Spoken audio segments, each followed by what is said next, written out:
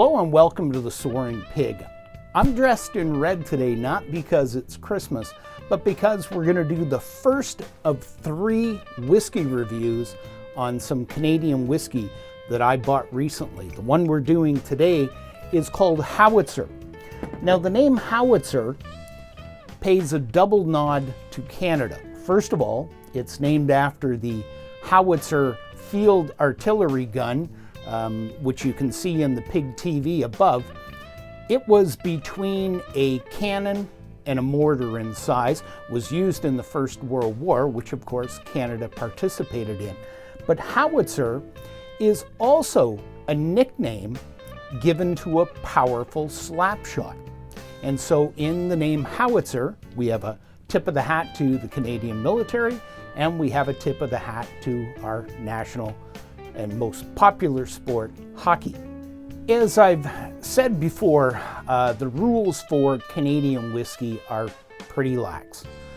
It has to be aged in small wood for a minimum of 3 years to be called Canadian whiskey. Howitzer is that and a little bit more. Now, although the company doesn't say what the mash bill is or what the age statement is, I did a little bit of research and it seems that Howitzer is aged for 5 years and finished in ex-bourbon barrels. And so we're going to give this one a try. As you can see, I've had it a couple times before. Give this guy a shot and see what it is like. Now the first thing that you'll notice is the color. I guess you could call that a medium gold. Because this is aged 5 years, I would doubt very much that this is in any way the natural color coming out of the casks. Canadian whiskey laws, like many, allow for a caramel coloring to be added to the whiskey. As I said, the company doesn't say what the mash bill on the product is, but the research that I've done with some other reviews seems to indicate that it's predominantly corn, which would make this kind of like a bourbon. Bourbon in the US has to be 51% corn. Of course, many of them are considerably higher corn content in the mash bill.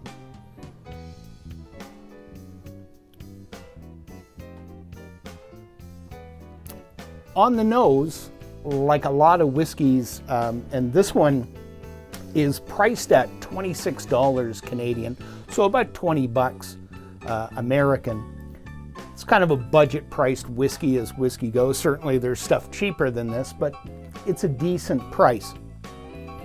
So like a lot of those, the first thing you get is that little bit of alcohol smell. Sometimes you can put a drop of water in and separate things so that you get a little different aroma and a little bit of different taste initially. But once you get past the alcohol hitting your nose, there is a sweetness to it, like caramel, vanilla, that kind of a aroma.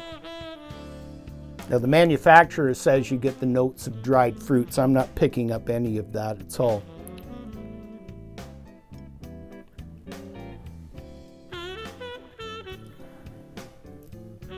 The taste, again, you really have that sweetness. It really, to me, Howitzer tastes like a bourbon. It has that corn sweetness to it. After it sits on your tongue a bit, you know, you get a little bit of the vanilla, a little bit of that kind of thing, but not much more. The finish going down,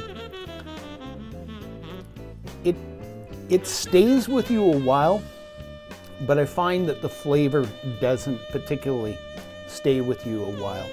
You get that warmth in there. You know, I've had several whiskeys, both Canadian, American, and other, at a much higher price point than this that weren't nearly as good as this Canadian tribute, Howitzer. When I factor everything in together, the price point, the presentation of the bottle, it's simple, but it looks cool. And most importantly, the taste and the quality, I have to give this a solid 7 out of 10. It really is a decent buy in the $26 price range, 20 bucks American. Here's the Howitzer. The next one we're gonna do is a product from Newfoundland called Signal Hill. Now, I've had East Coast product before. I've never had a whiskey from Newfoundland. That's the next video that we're gonna do. This is the first of a series of 3 videos that I'm gonna do over the next week on Canadian whiskeys that I bought recently. The next one we're gonna do is not here.